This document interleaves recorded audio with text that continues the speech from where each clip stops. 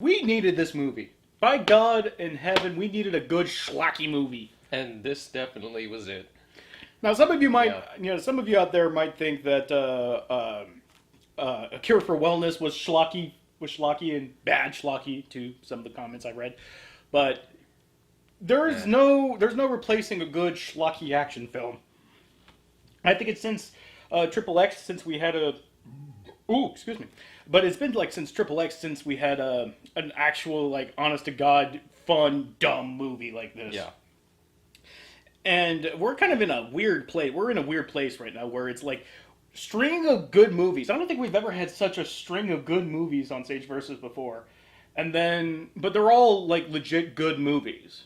And we're just waiting for the hammer to drop, and then all of a sudden in comes Kong Skull Island to just broadside us with probably the best monster fights easily since the last act of Godzilla.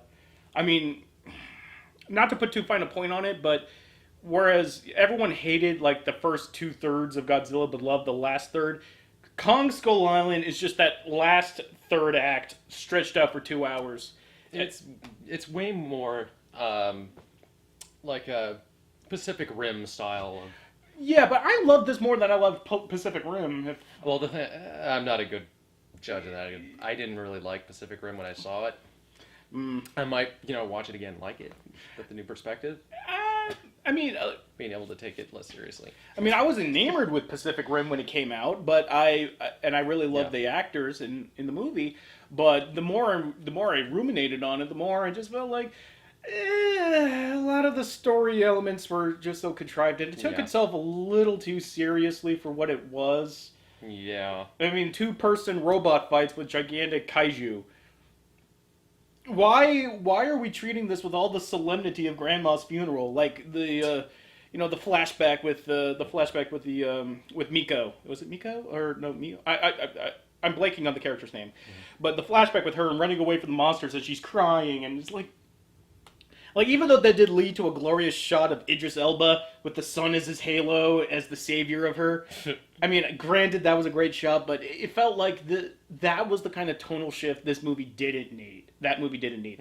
Whereas the tonal shifts in this movie always just seemed to be like every time it got stretched a little too far into like the violent grimdark stuff, it comes John C. Reilly to just be like act like a buffoon and just be completely out of place in this movie.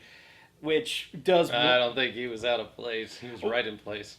well, he had such a presence in the movie that you could say that he wasn't out of place. But considering like how you rubber band between like the fun schlocky stuff and like I wouldn't say grimdark, but definitely like the the post traumatic stress disorder plot points that especially the Sam Jackson character has over the course of the movie, and it feels like it's just it butts heads all the time. Like these two elements of a plot do not mix together at all. We needed more John C. Reillys in this film, to be honest. I would, yeah. I mean, like he was. We could have used. I'm not saying everybody in the cast should Well, have he been John was- C. Reilly. That would have been amazing. That sounds like a Tim and Eric bit that we never got. But we could have used a few more people. Not. Oh yeah, like elite characters. Well, what I mean is like, it was schlock. It was where the dialogue, where the script was, like the characters are saying things with sincerity, but the delivery or just the simplicity, the dumbness of it, just really made it funny. Yeah. Or, because you couldn't. It was just tropey, trope.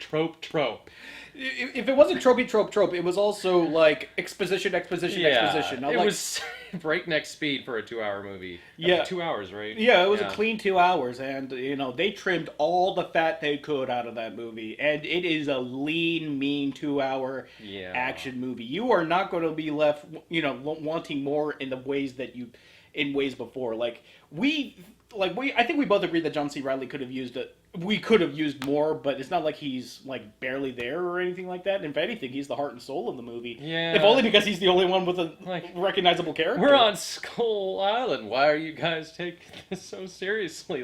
It's like we're all gonna die. We're all gonna die. You do realize what movie you're all in, right? Yeah, and you're gonna go face off against A 5-story tall, 20-story tall gorilla? No. You want King Kong? I give you King Kong. I think our discussion's gonna lead to a lot of the money Yeah. shots in this movie, which there are plenty of. But we're not gonna spoil it for you guys. So see the movie if you're just in the mood for like mindless, dumb entertainment that's just gonna make you laugh. Sometimes intentionally and sometimes unintentionally. Yeah. It is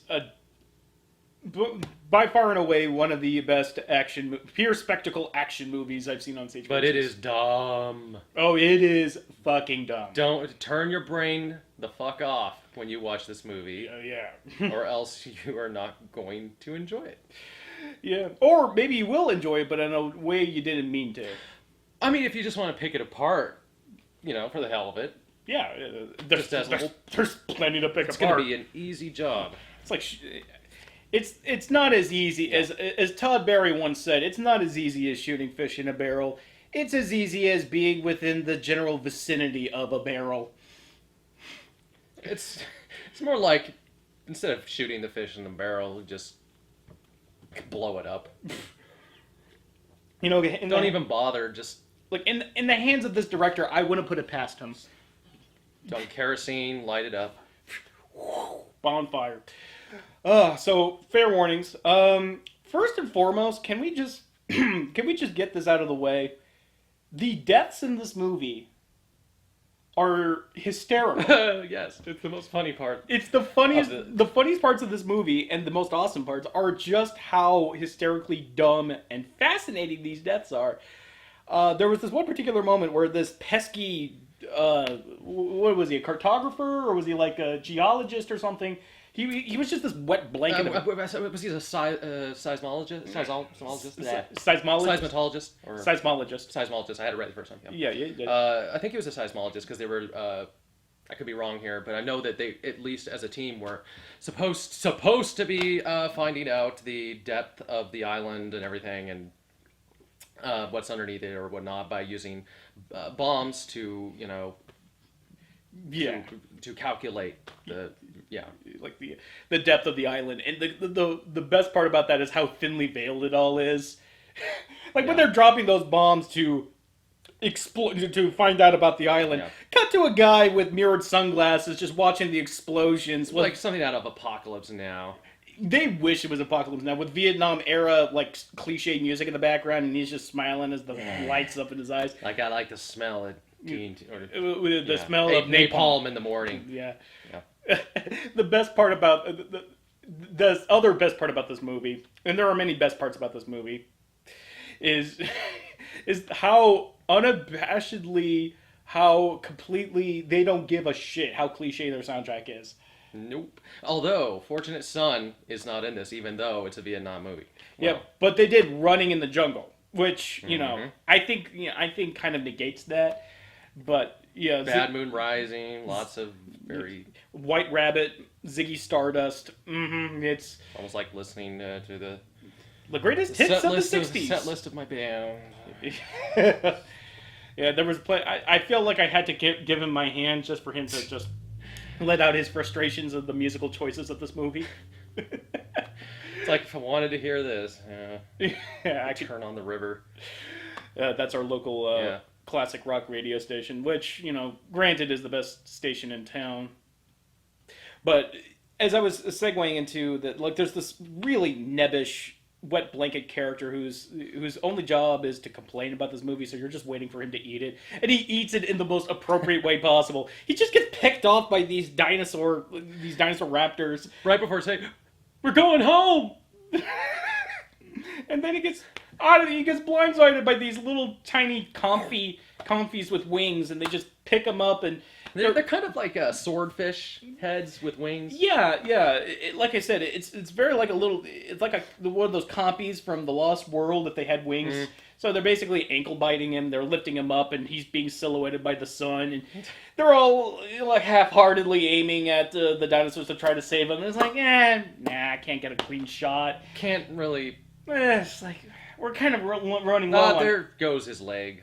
There's his arm, and he's just like, and he's unceremoniously killed off by being dismembered, and and they're just not even attempting to be No broken up. one's there's not a single character who's like we have to go back, and everybody has to pull him back or her back, and there wasn't a single character to do that for him.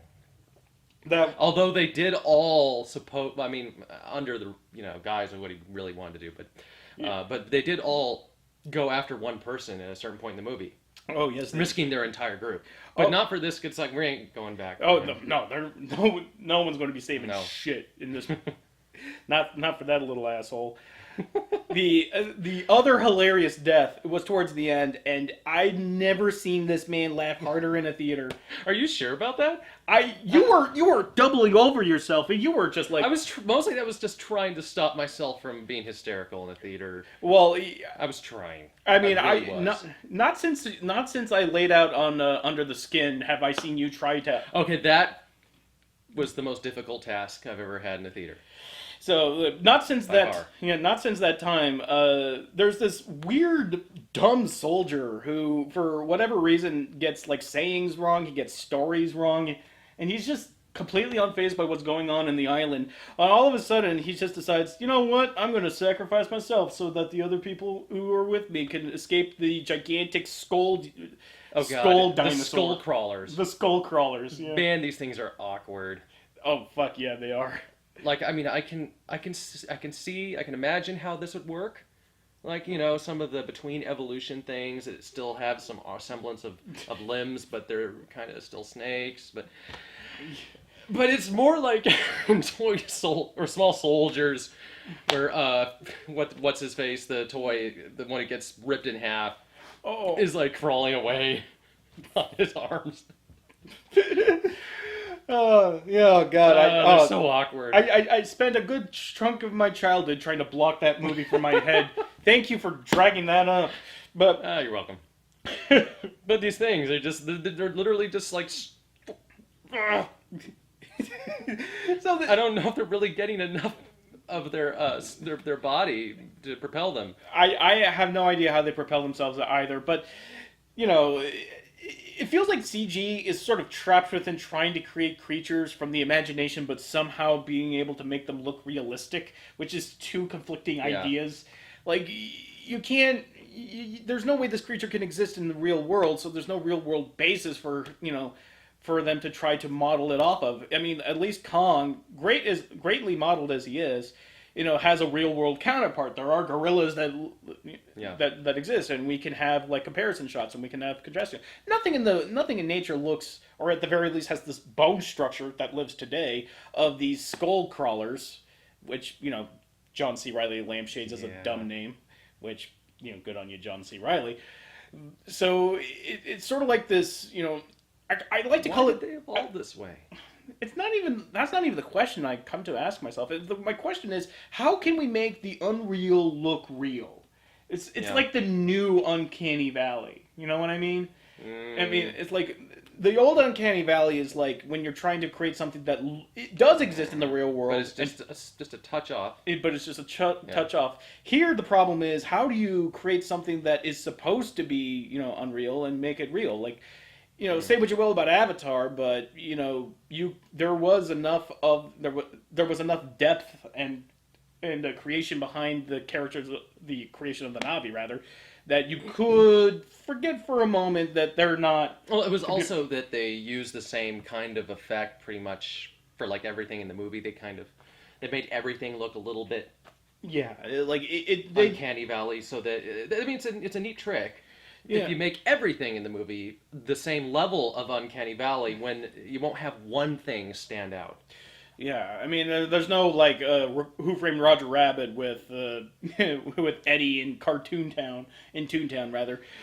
But going back to the point on hand, this the big motherfucker skull crawler is about to munch on our heroes, and this dense motherfucker says, "No, I'm going to sacrifice myself," and lays out 2 grenades. The skull crawler just takes one look at him, whips him with his tail. He just goes flying and explodes. His sacrifice meant nothing. It's like, you guys go on and live. Come on. Come on. And it just looks at him like, I don't know. You look like you're gonna. You look like you're gonna hurt to eat, so I'm just gonna kill you. Like, I've seen what you've been doing with King Kong. The other skull crawlers told me about it. All them flames. So just tail whips him, and but it wasn't just. It was like it was the delivery of how they framed it. Like, he goes flying, like You just ragdoll flying, hits the side of a cliff and blows up.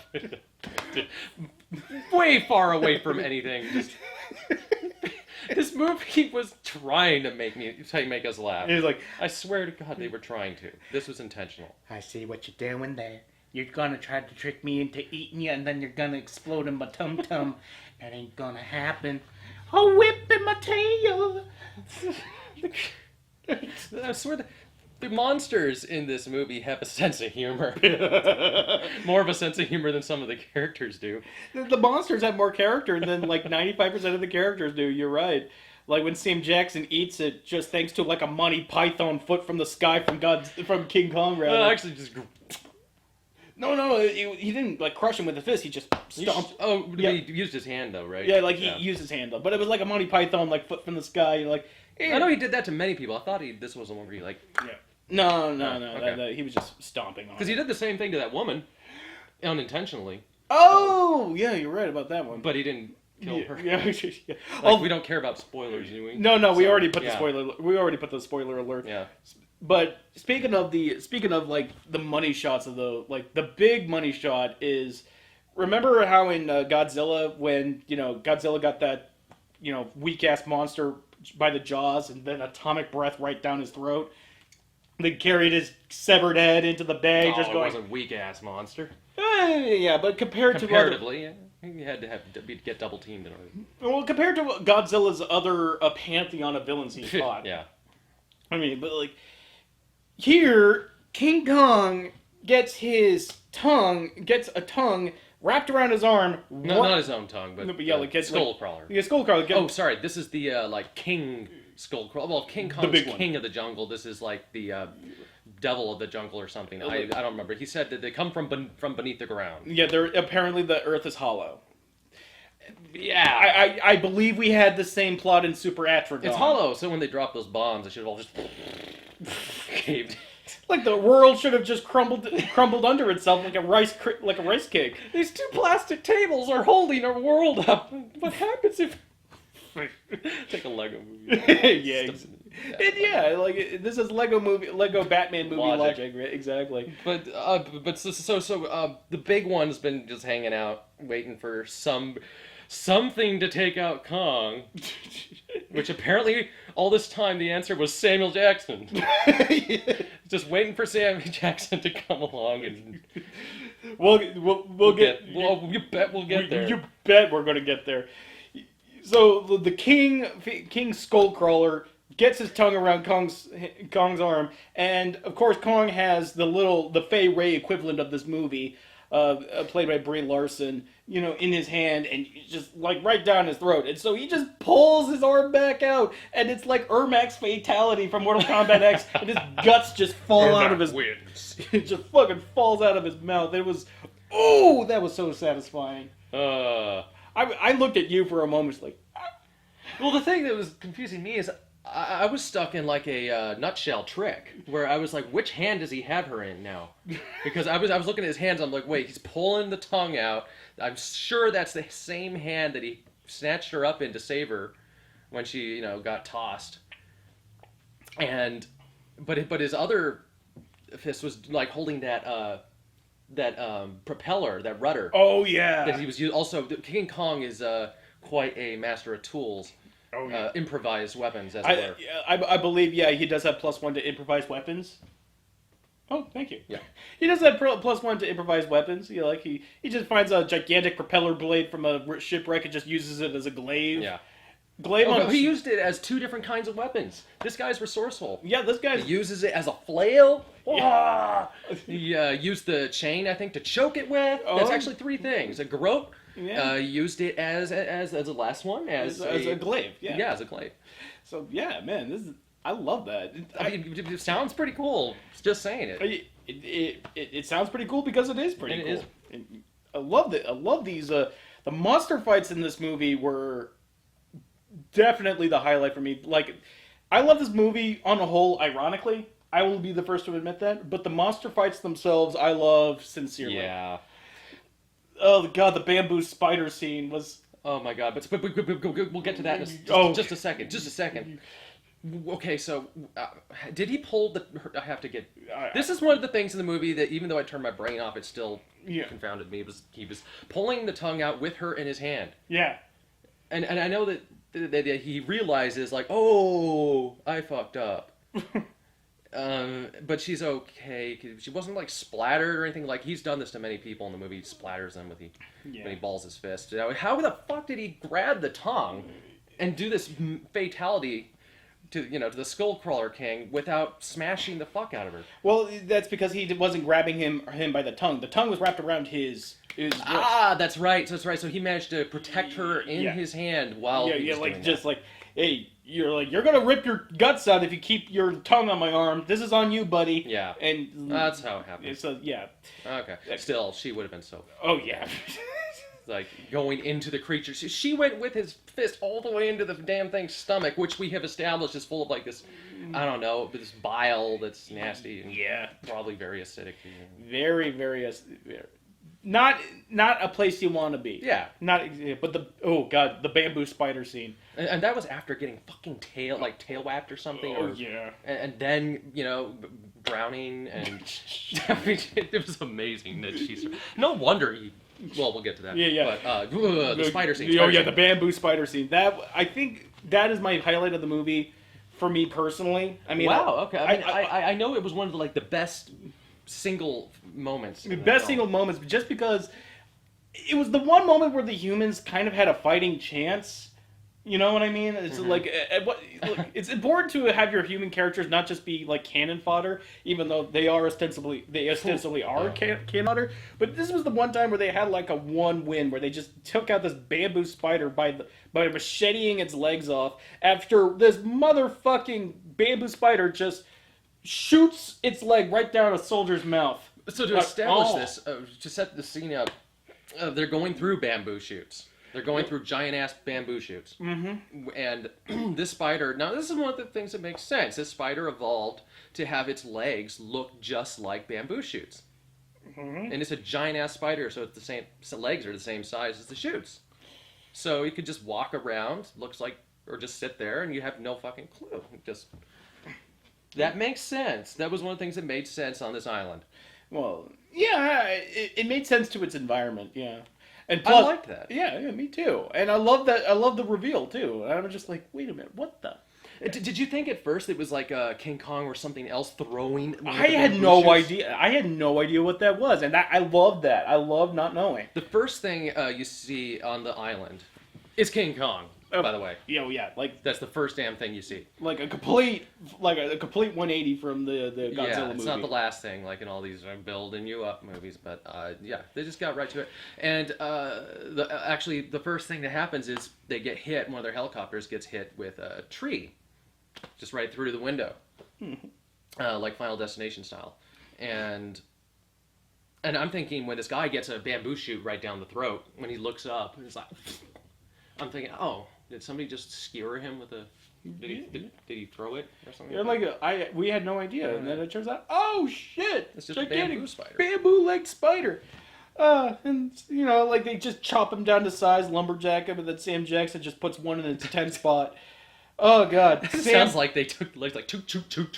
They kind of did. They just took machetes and they just kind of whacked its legs, and then one of the poor soldiers gets. It wasn't quite that comical. Yeah, but they did get it to crumble. Yeah, I love the fact that the one of the soldiers just gets completely covered in bug ichor, just covered in bug guts, and then Sam Jackson just right in its 10 spot. God damn it, Sam Jackson! It's been a while since Sam Jackson was this fun.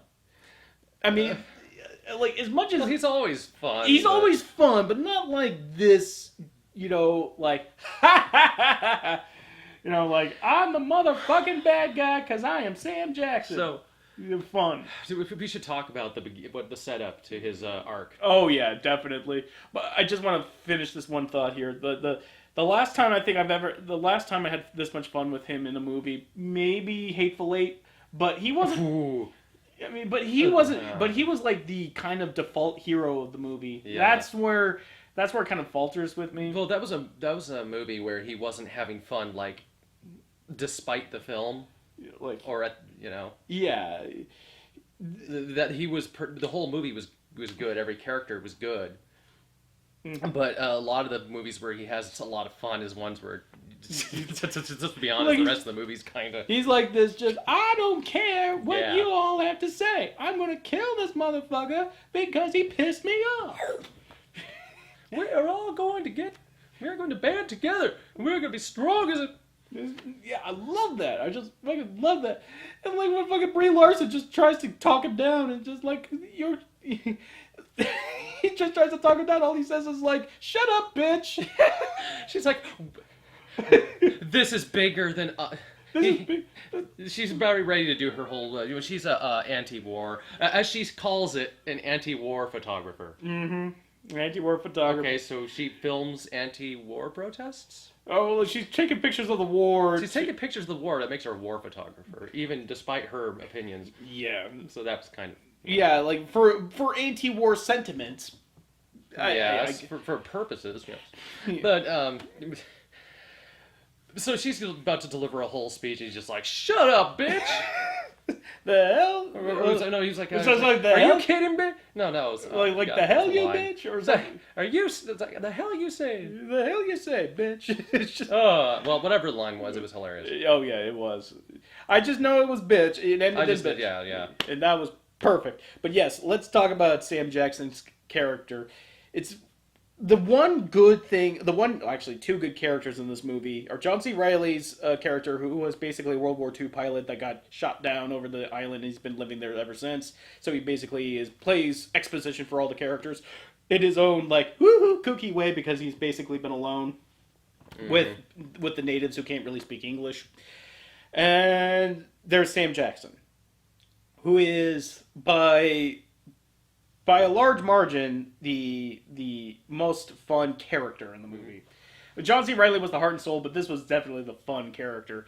He was everything you want in a bad guy. He had good motivation, more believable motivation. Actually, a surprising amount of believable motivation for a character like that.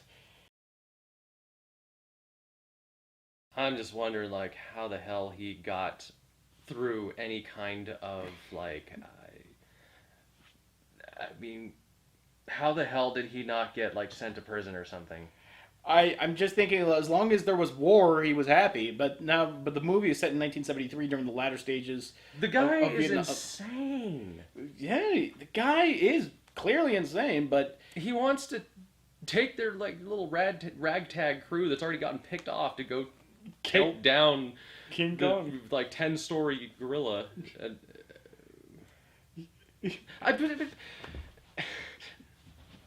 how did he get past any kind of inspection, like psychiatric and like any kind of psychiatric test to. yeah? I don't like think they wellness test or whatever, right? I don't think there's a test for like if a 10-foot gorilla killed your. Well, crew. that's not what I fucking I know. mean. It's like you're in this situation, you've lost some of your men. It seems like the odds are against. It's like fuck no. I saw a guy, looked a guy in the eye. I looked him in the eye, and that's why we're going after him. And that was. He did the same thing to the spider. Like, he looks it in the eye when it's dead, and it's like, I'm going to go back home, and I'm going to kill all the rest of you. He doesn't say that, but you can see it in his eyes. It's like the same thing. This guy is clearly, like, before this, off his rocker. Oh yeah, like he's on the murder mile. He is. Oh god. So he's so despondent about the end of the war that like we're cutting and running and we're giving up on the war, and he just like he's a soldier. Like that's how he defines himself. And what's a soldier during peacetime? But just Yeah. So like he gets this opportunity to go to Skull Island, out of the blue, and he's just like he literally thanks the supervisor. He literally tells the CEO like, "Thank you for letting me go on one more mission. Thank you for letting me put my men in danger." Yeah. That's that character in a nutshell. Oh god. And the first thing when they, get taken down their helicopters, by King Kong is. I think this was in the trailer, but you didn't have really context for how he got there. No. But he's, one of the survivors. He's just standing there, just looking at King Kong in the face. King Kong is just right there staring him down too, and they just have a stare off. That was the hardest I laughed during this movie. That was the hardest I laughed in this and movie. nobody else in the movie was. I wasn't. I did not care. I did not care one slightest. You did not care, and one slightest bit, because here's the thing. I hate it when theater patrons make themselves notice in the theater, when they're talking with each other. But if it's like laughing, that's just like you feel like laughing. Yeah. That's how you express an emotion that you weren't expecting to feel. I just knew everybody else in the theater was not laughing at all. Not laughing because they were taking that seriously. They were taking that seriously, but seeing Sam Jackson stare down a goddamn 100-foot tall gorilla at the beginning of the fucking movie. Yeah, in the movie, and he's bathed in flame and wreckage, and he's just looking at him. He's literally surrounded by fire, and he's just giving him the old dead eye stare, as if to say, "I'm gonna get you, monkey. I'm gonna get you, monkey." And that was the height of ridiculousness. And for some reason, King Kong doesn't just kill him. It's like he didn't pose a threat to him then, I suppose, but he sure did pose a threat to him later in the movie. Oh, God, but unfortunately, this movie isn't all entirely positive, though, because there are two weak links in this movie, and they're two sad weak links. Tom Hiddleston, who was just basically your everyday average, he's like your hired gun for hire who knows how to... Hired gun for hire, yeah. He's a tracker. He's a badass tracker, and that's pretty much it. And then he had this throwaway line about how his father was also in the SAS trying to kill Nazis, and just character arc, completed. Yeah. And there was so little to him, and he was supposed to be like the dashing hero in the jungle that we're supposed to latch onto. I mean, he looked the part. I mean, you could believe that he was, that character but the first and foremost, he has to be a character instead of just a concept of a character. Well, I know many people were happy to just be able to see Tom Hiddleston again. I suppose. I'm sure. And secondly, unfortunately, and this hurt me to have to say this, but John Goodman in this movie, window dressing at best. A complete waste of John Goodman. A complete waste of John Goodman. And he's the one who organized the expedition in the first place under the guise that he encountered Kong, or at least a monster, somewhere around the island, and he's been commissioning Congress to get him funds to investigate that island for, near as makes no difference, 30 years.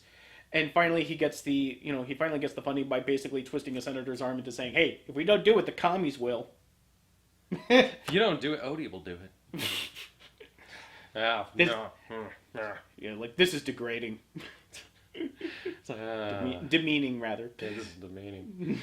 You gotta know what motivates Kong. You gotta know what motivates a senator. So, but unfortunately, John Goodman in this movie is, he's purely utilitarian and just getting the plot going forward.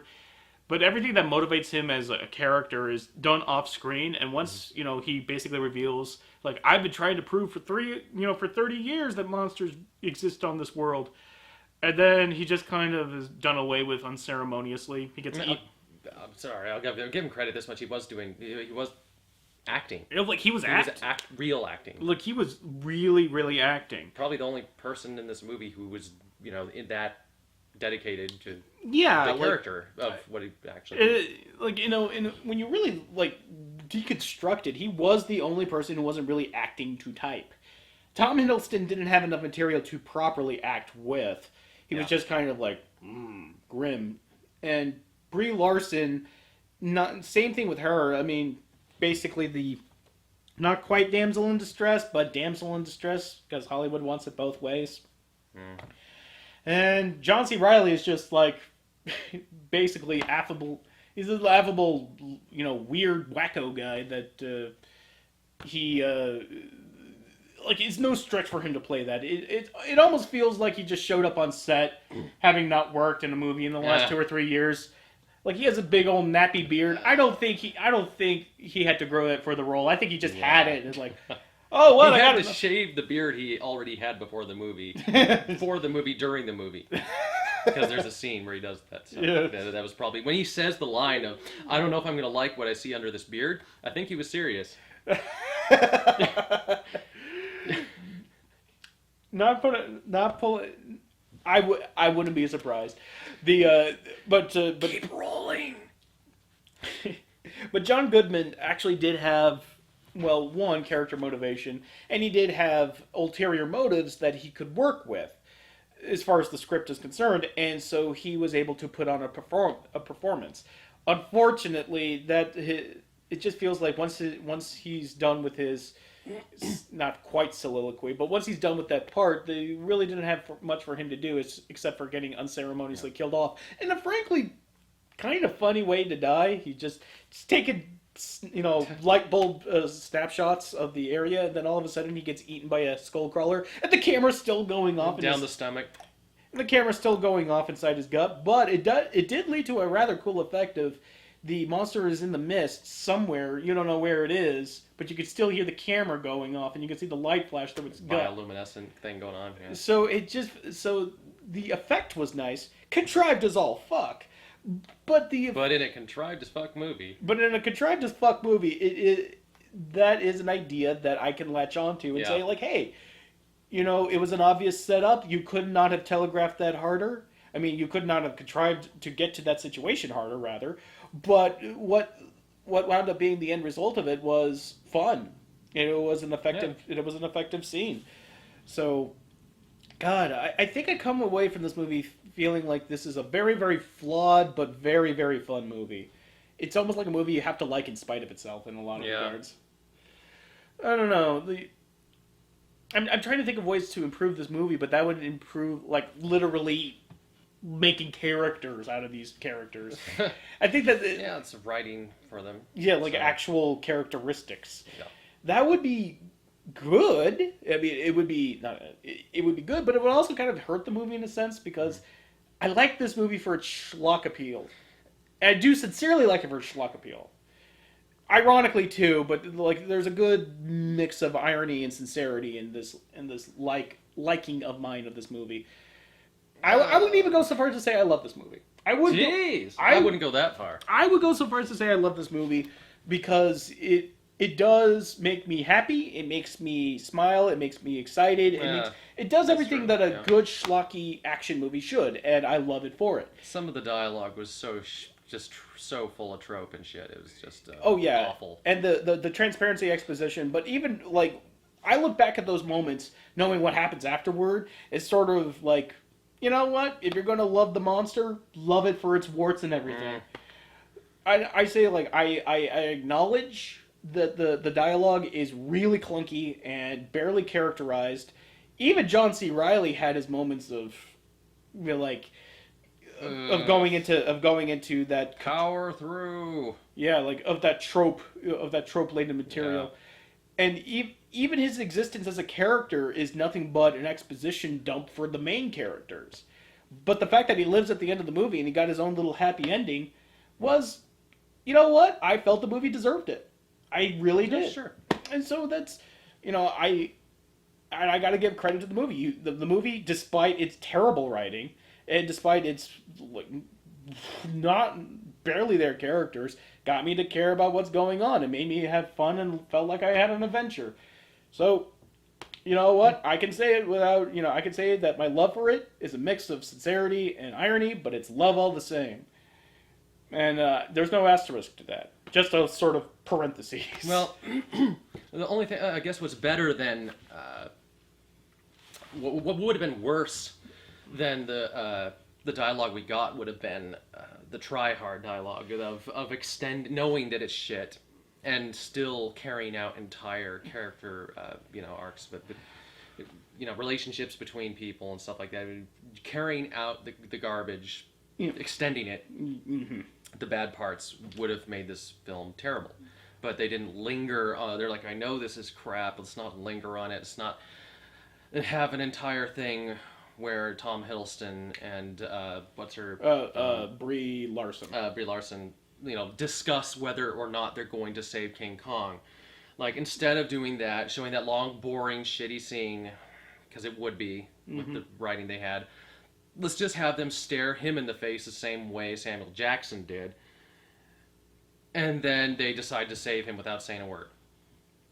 They look him in the face, they have an understanding, they leave the scene, they go to the people who are waiting at the boat or whatever, and they say, "We're saving King Kong."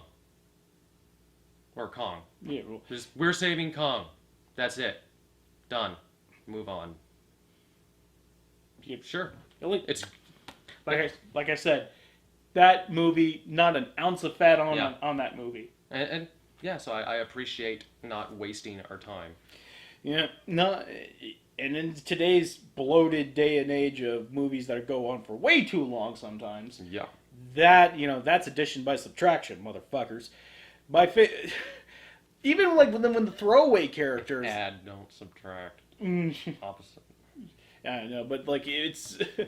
Yeah, I know, but it's like even the throwaway characters who wound up surviving by the end of the movie, like the botanist Japanese woman and the black hollow Earth theorist who wound up surviving the movie. They had some back and forth, but they were utterly completely perfunctory to what was going on, but they still needed to be kind of in the movie to help set up for the sequel, which, guess what, motherfuckers?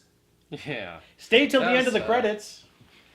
Oh, yes, and then you get to have Tom Hiddleston's best moment, I guess, in the entire movie. No, not the one where he catches a katana and grabs a gas mask to put on, and like it just wings right through a bunch of these flying copies. and with all the vapor going up around him, it very much was like the same scene in Ghostbusters 2, where oh, you mean the Answer the Call, the new Ghostbusters 2. There's a Ghostbusters 2, but the new Ghostbusters. I'm sorry. That was really, really, really bad. That was really bad. Yeah, they finally anchored that movie with the Answer the Call, I believe. Yeah, I believe they called that movie on like DVD release Ghostbusters Answer the Call, so that way it won't get confused with the original movie. The reboot. Yeah, the reboot Ghostbusters. I'm sorry. Ghostbusters 2 was a stupid moment. Reboot Ghostbusters. Yeah. I don't want to linger on that, but it was very much just one of those stupid. Like contrived action scene. Yeah, slow mo, like dodge over, Matrix under it. And, Oh, speaking of that scene, they established that they're in a graveyard of King Kong's relatives. Oh, yeah. And he's apparently the last of their kind. And one guy has a cigarette. And it's like, hey, you shouldn't smoke or something. You're really going to smoke now? Watch the fumes. Yeah, and he throws it down and it blows up. And it's like, oh, so there's fumes here from decay and there's humors, or I don't know. There's something in the earth that is very flammable, be it methane, whatever. Yeah, probably methane. Yeah. And what do they do next? Samuel Jackson, I think it was. It's like, yeah, go get the flamethrower. He's got this gigantic Zippo on his back. Did he hate the guy with the flamethrower? Was he just like, hey, don't listen to him about the fumes. You didn't see what happened. Go get the flamethrower. He's gonna do it. Oh shit, he's actually gonna do it. He does. And I was like, yeah, man. Brilliant. It's like I'm the comedian in Watchmen. Yeah, he dies. God damn it. Oh, There's just too many great moments. So many great moments. That's why I love this movie. So many great moments. Attached together with the glue of great monster fights, stupid character writing, and stupid dialogue. But I don't think it would have been nice to have better written characters, but I don't think it would have been a requisite. Mm-hmm. And in fact, I think it kind of would have been, like I said, a detriment because it would have taken away from the schlocky factor, which is part of its own charm. Oh, and we were going to, before I derailed a little bit, we were talking about the end of the film with Tom Hiddleston. Oh yeah. Will address what seems like the theater because it's a black screen, saying like, "Oh, you're still here, Ferris Bueller," kind Yeah, of like you're still here. You're still sitting there in the dark, Like watching us, And then the screen comes on, and he's talking to the people behind the one-way mirror thing in a holding cell, or like an interrogation room. Yeah. And it's like, Which actually, you know what? It kind of got me on that one. I'm not too proud to say it, but I gotta be honest, it did get me a little. It was his real only good moment in the film. But they reveal that they have evidence that, guess what? There's Ghidorah, there's Godzilla, there's Mothra, there's Ghidorah. They show King Ghidorah, Mothra, Godzilla, of course, and oh god, the fourth one. It escapes my memory right now. Oh yeah. But yeah, apparently they're gonna link universes now. Yeah. Which there was rumblings that was gonna happen, but now we got full on this is gonna go ahead. And last I checked, this movie is making a butt ton of money, so I'm thinking it's gonna happen. Like the crossover. Oh, I think the fourth one was like a pterodactyl looking thing. Oh, yeah, you're right. I can't remember which one that is now. Yeah, it was a gigantic pterodactyl. It's not Ghidorah. I can't remember what that was. Rodan! That's it. Rodan. But yeah, they got plans. Oh yeah. Do they got plans? I can't wait till they get to Mechagodzilla. I want to see how the fuck they explain Mechagodzilla in today's audience. Yeah. This better be good. As in, it better be fucking horrible. Better be schlocky as fuck. Good schlocky fun. Yeah. All right. I think Quantum mechanics. Quantum mechanics. Like a Godzilla that's also a Terminator. Like, we're gonna keep fucking... Oh, it's got nano liquid ability. Like liquid Godzilla. Yeah, like... Have you seen this boy?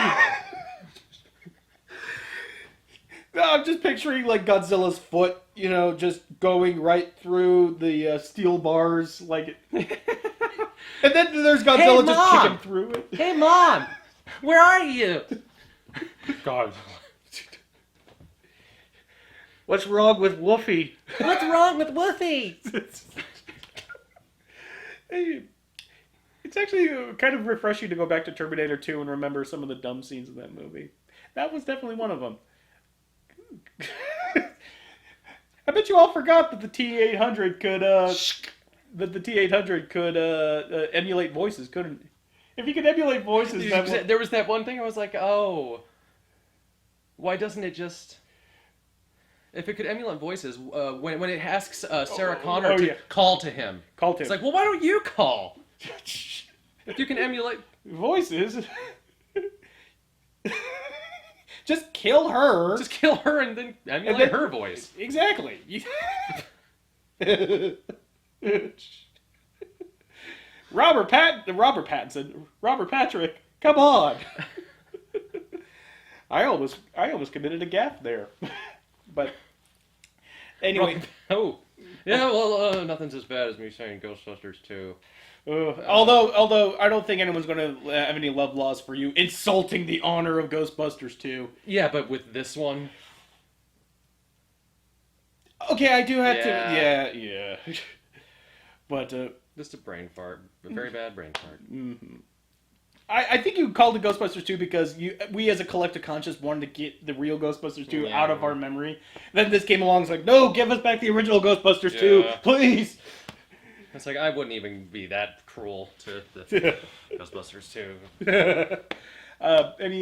Any closing thoughts? I'm trying to write... only closing thoughts I'd have... Well, I mean, yeah, go ahead, see the movie. See it in theaters? Yeah, go for it. 3D? Was it in 3D? I wouldn't be surprised. I'm sure it was because there was a one point I could pick out where the glaive goes whoosh right in front of the... Yeah. Like, whoa. I think you still see moments like that in films and you're like, oh yeah, 3D's a thing. Still a thing. I thought that died out again. But, yeah, go see it for fun. Don't leave your brain at the door. I'm trying to think of anything last scenes in the movie that are worth pointing out that were hilarious.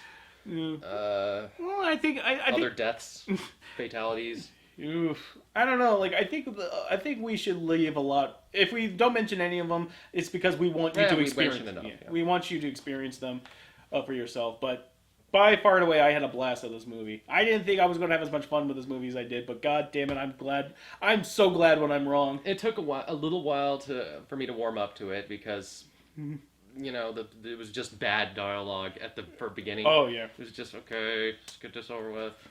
But it definitely won me over in the end, and once I understand the kind of film that we're seeing, once we get to Skull Island, and it doesn't take long to get there, but once we get to Skull Island, it's just a fun in the sun.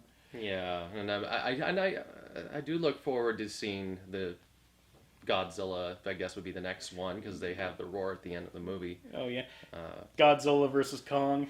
Yeah. It might not be versus Kong, though. It might just be versus one of the other villains, monster villains. Because I'm guessing the way they're going to do this is it's going to be a separate Godzilla film without Kong and his own villains, and eventually the two will collide. So, like, sometime, like, Godzilla versus Mothra. Yeah. And then, like, or Mothra and Rodan. Because usually usually they attack in a tandem. But I could definitely see them, Godzilla in his own movie, basically to kind of mediate the badness, the first 2/3 of the Godzilla movie, you know, mediate between that bad decision and salvage the good decision and start kind of afresh and new, you know? Yeah, and then there will eventually be a Godzilla versus King Kong, you know, like, and you'll see, you know, like King Kong driving down the street, you know, and he'll turn a corner, and then there will be Godzilla, Super Godzilla. It'd be like, oh, shit! Oh, it's like when Godzilla driving down the street, like Godzilla has, King Kong has got a day job or something. He's got a little gorilla. He's literally in a monkey suit, and he's, you know, got the. He's in the Kongmobile.